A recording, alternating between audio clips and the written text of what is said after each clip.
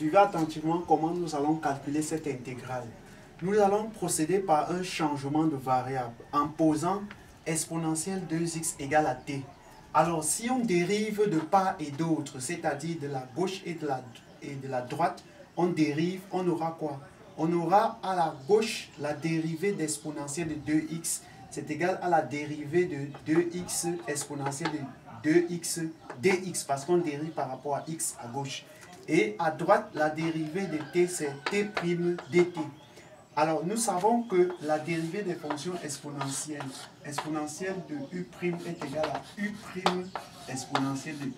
C'est pourquoi on a appliqué cette formule-là ici, pour avoir la dérivée là. Alors, la dérivée donc de 2x, c'est 2.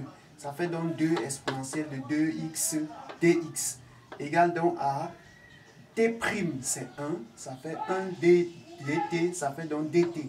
Alors, nous savons que exponentielle de 2x, c'est t.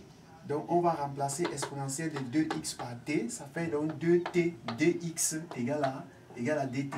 On va donc tirer dx. Pour tirer dx, 2t passe en dessous de dt. C'est pourquoi on aura dx ici égale à dt divisé par 2t. Ça, c'est déjà une chose. Or, on sait que exponentielle de 2x est égale à t. C'est ce qu'on a posé. Alors, si on élève exponentielle de 2x au carré et on élève t au carré, on aura exponentielle de 2x au carré égale à t au carré. Exponentielle de 2x au carré, ça nous fait exponentielle de 4x parce que 2x fois 2, ça fait 4x. Exponentielle de 4x égale donc à t au carré.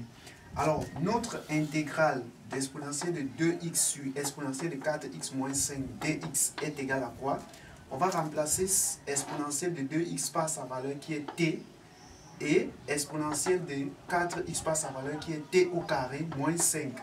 On remplace maintenant dx par sa valeur qui est dt sur 2t, dt sur 2t. On simplifie les t. Alors, il reste 2 ici. On aura dt au numérateur, dt. On aura 2 fois ceci au dénominateur. Ça fait 2 facteurs à t au carré moins 5. Alors, on va sortir 1 demi de l'intégrale. Donc, on sort de l'intégrale. Ça fait 1 demi intégrale de dt sur t au carré moins 5. Quel est le nombre élevé au carré qui donne 5? C'est la racine carrée de 5. Donc, racine carrée de 5 au carré nous donne 5. C'est pourquoi cette expression-ci, c'est encore ça ici. Donc, on aura 1 demi intégrale de dt sur t au carré moins racine carrée de 5 au carré. Parce que la racine carrée de 5 au carré, ça nous donne encore 5. Alors, cette intégrale-là, on sait que quoi? On sait que l'intégrale de dt sur t au carré moins a est égale à 1 sur 2a ln de valeur absolue de t moins a sur t plus a plus c la constante.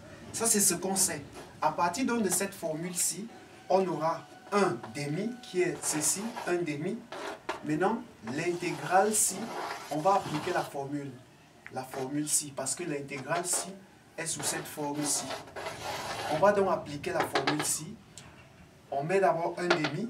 Alors, pour vos a ici, le a ici, c'est racine carrée de 5. Alors, on aura 1 sur 2a, donc 1 sur 2 racine carrée de 5, parce que a c'est racine carrée de 5, ln de t moins a qui est racine carrée de 5 sur t plus a qui est racine carrée de 5, plus c la constante. Alors, on fait ça fois ceci, ça fait 1 fois 1, 1, 2 fois 2 racine carrée de 5, ça fait 4 racine carrée de 5, ln de valeur absolue de t moins racine carrée de 5 sur t plus racine carrée de 5 plus c la constante. Or, on a posé précédemment t égale à exponentielle de 2x. On va donc remplacer partout il y a t par exponentielle de 2x. Ça veut donc dire que notre intégrale d'exponentielle de 2x sur exponentielle de 4x moins 5 dx est égale à 1 sur 4 racine carrée de 5 ln de valeur absolue d'exponentielle de 2x moins racine carrée de 5 sur exponentielle de 2x plus racine carrée de 5 va en valeur absolue plus c la constante avec c appartenant à r. Voilà donc la solution de notre intégrale.